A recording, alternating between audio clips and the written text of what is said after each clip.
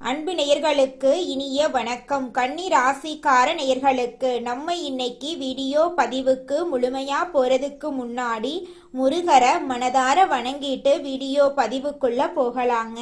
ஓ முருகா போற்றி, ஓ முருகா போற்றி, ஓ முருகா போற்றி, காக்கும் முருகனே போற்றி. நல்லதே நடக்கும், நல்லது மட்டும்தான் நடக்கும். நம்மளோட கன்னி ராசிக்காரங்க உண்மைக்கு புறம்பா எந்த காலத்திலையும் எந்த ஒரு செயலையும் செய்ய மாட்டாங்க. தலைமை பண்புக்கு இவங்க பொருத்தமானவங்களா இருக்காங்க. மெதுவாக நிதானமாக நிச்சயமாக வாழ போறாங்க நம்மளோட கன்னி ராசிக்காரங்க. உழைப்பால வெற்றி பெறக்கூடியவங்களா இவங்க இருக்காங்க. இவங்களை பொறுத்த வரைக்கும் தான் மட்டும் நல்லா இருக்கணும் அப்படிங்கிற சுயநலமெல்லாம் கிடையாதுங்க. தன்னை சுத்தி இருக்கிற எல்லோருமே நல்லா இருக்கணும் அப்படிங்கிற பொதுநல குணத்தோட இவங்க வாழ்ந்துகிட்டு இருக்காங்க.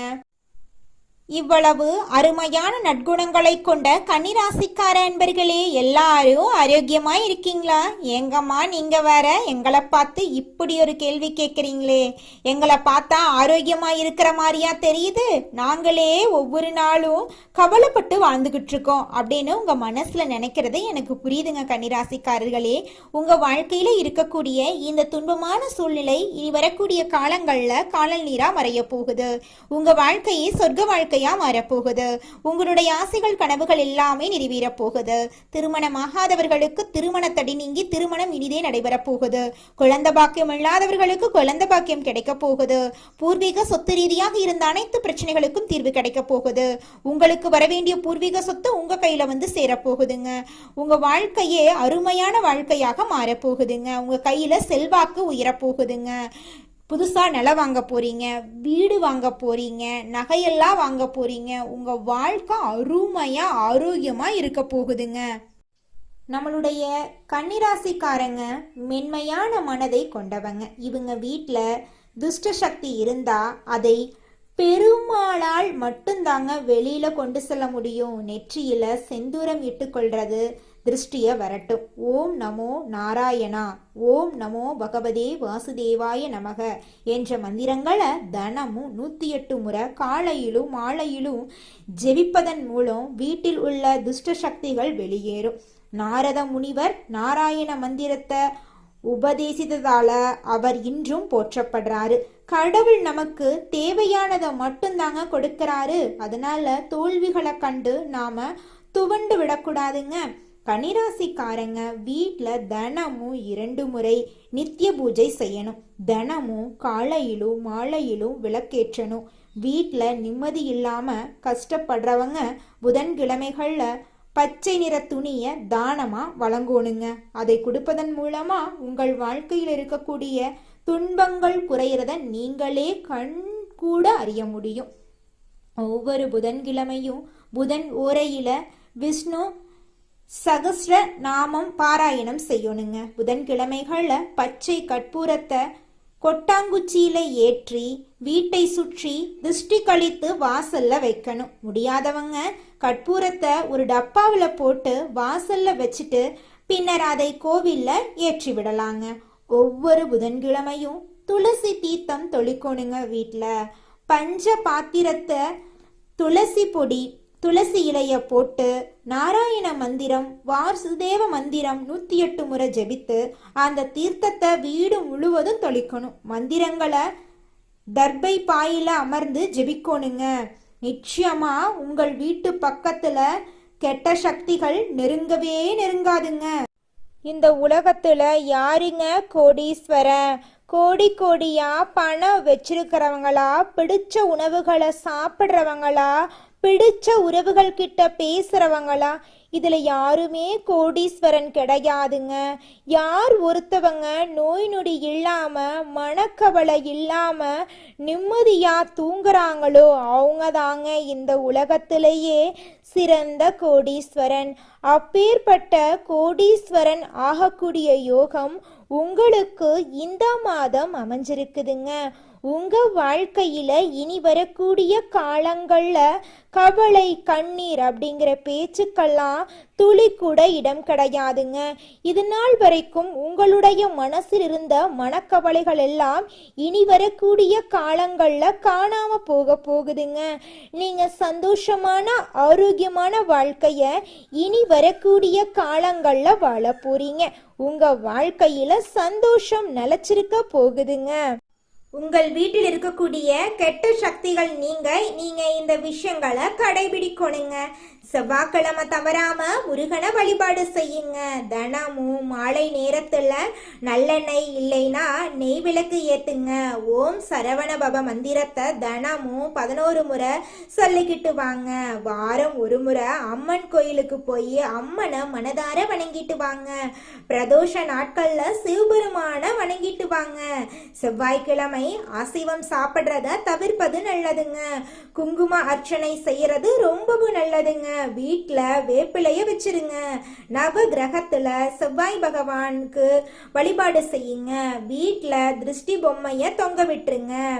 செவ்வாய்க்கிழமைகள்ல சிவப்பு நிற உடை அணிஞ்சுக்கோங்க. நெற்றியில குங்குமம் சந்தனம் வச்சுக்கோங்க.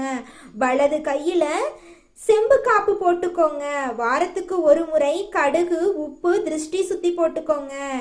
வீட்டை தினமும் சுத்தமா வச்சுக்கோங்க. உடைந்த கண்ணாடி பழைய பொருட்களை அகற்றிருங்க. வெளியே போறதுக்கு முன்னாடி இஷ்ட தெய்வத்தை நினைச்சிட்டு வெளியில கிளம்புங்க.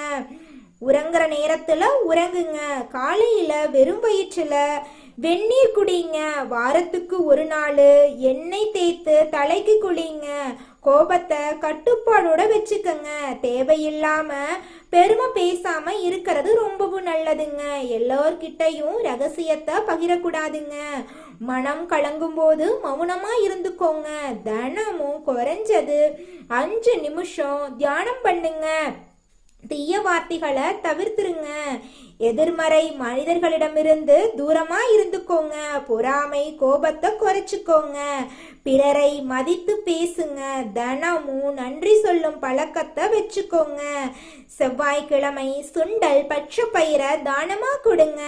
ஏழைகளுக்கு உணவு வழங்குங்க. பொன்னாங்கண்ணி அகத்திக்கீரைய உங்களுடைய உணவுல சேர்த்திக்கோங்க. காரம் அதிகமா சாப்பிடாதீங்க. காரத்தை தவிர்த்துக்கோங்க. வாரத்துக்கு ஒரு நாள் பழம் மட்டும் சாப்பிடுங்க. வெல்லம் கலந்த நீரை தினமும் குடிங்க. சிவப்பு பூ தானமா கொடுங்க. வீட்டுல தினமும் விளக்கு முன் நீர் வச்சிருங்க. எலுமிச்சை மிளகாய் வாரம் ஒரு முறை மாற்றுங்க. இரவு தூங்குறதுக்கு முன்னாடி இஷ்ட தெய்வத்தை நினைத்து பிரார்த்தனை பண்ணிட்டு தூங்குங்க. செவ்வாய்க்கிழமை மாலை நேரத்துல நீங்க செய்யக்கூடிய பரிகாரம் என்னன்னு பார்க்கலாம். ஒரு எலுமிச்சை 2 கிராம் ஒரு பச்சை மிளகா வாசல்ல வச்சு விளக்கு ஏற்றி முருகனை மனதில் நினைத்து வேண்டிக்கோங்க. உங்கள் வீட்டில் இருக்கக்கூடிய கெட்ட சக்திகள் எல்லாமே விலகி போயிரும். உங்களுடைய குடும்பத்துல நல்லதுதாங்க நடக்கும். உங்கள் வீட்டில் தீய சக்திகள் இருந்தா நீங்க வீட்ல என்னென்ன புகைப்படங்களை வைக்கலாம் அப்படிங்கறத பத்தி தெரிஞ்சுக்கலாங்க. காஞ்சி காமாட்சி அம்மன் தீய சக்திகளை அழிக்கக்கூடிய சக்தி இந்த தெய்வத்துக்கு இருக்கு. வீட்ல தைரியம் பாதுகாப்பு தரக்கூடியதா இருக்கும். காளி பத்ரகாளி கெட்ட சக்திகள் கண் திருஷ்டிய விளக்க உதவுது. பயம் தடைகளை நீக்க உதவுது. மகாவிஷ்ணு மன அமைதி பாதுகாப்பு தரக்கூடிய தெய்வம். எதிர்மறை எண்ணங்களை குறைக்கிறதுக்கு இந்த தெய்வம் உங்களுக்கு பாதுகாப்பா இருக்கும். ஆஞ்சநேயர் தீய ஆவிகள் பயம் விலக நம்மளுக்கு ஆஞ்சநேயர் துணையா இருப்பாரு. வீட்டை காக்கக்கூடிய காவல் தெய்வமா இவர் இருப்பாரு. பைரவர் இவரு இரவு நேர எதிர்மறை சக்திகளை விலகக்கூடியவரா இருக்காரு. வீட்டு சுற்றுப்புற பாதுகாப்புக்கு பைரவர் பாதுகாப்பா இருப்பாரு. நரசிம்மர் தீய சக்திகளை முற்றிலும் அழிக்கக்கூடிய சக்தி இவருக்கு இருக்கு. சக்தி வாய்ந்த பாதுகாப்பு தெய்வமா இவர் இருக்காரு. சாய்பாபா மன அமைதியை அழிக்கக்கூடிய தெய்வமா இருக்காரு. தீய எண்ணங்கள் கவலைகளை விளக்க இவர் துணையாக இருப்பாருங்க. வடகிழக்கு மூலையில நீங்க தெய்வ புகைப்படங்களை வைக்கலாங்க. கிழக்கு அல்லது வடக்கு சுவர் இருக்கிற இடத்துல நீங்க தெய்வ புகைப்படங்களை வச்சீங்கன்னா தெய்வ அருள் முழுமையா உங்களுக்கு கிடைக்குங்க. நம்மளோட கன்னி ராசிக்காரங்க எப்போதுமே யோசிச்சுட்டு இருக்கிற ஒரே ஒரு விஷயம் ஒன்று இருக்குதுங்க.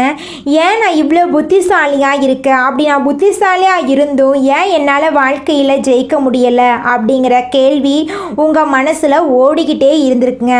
அந்த கேள்விக்கான பதிலை யார்கிட்ட கேட்கணுங்கிறது தெரியாமல் நீங்கள் முழிச்சுட்டு இருந்திருப்பீங்க. ஆனால் அந்த கேள்விக்கான பதிலை நான் இப்போ உங்களுக்கு சொல்ல போகிறேங்க.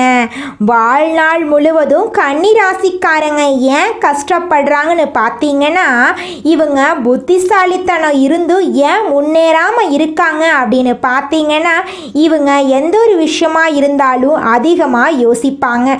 யார் என்ன சொன்னாலும் அதை பற்றி தீர விசாரிக்காமல் அவங்க சொல்கிறத பட்டுன்னு நம்பிடுவாங்க.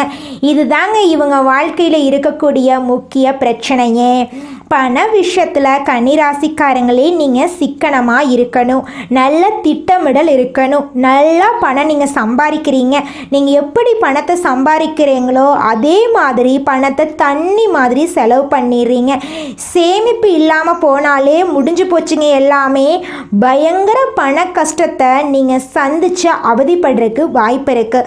ராகு, சனி, செவ்வாய் அப்பப்போ அவங்க நேரம் காலம் வரும்போது சோதனைகளை கொடுத்துக்கிட்டு இருப்பாங்க. அந்த நேரத்தில் நீங்கள் கஷ்டப்படக்கூடிய சூழ்நிலை வர்றதுக்கு வாய்ப்பு இருக்குது.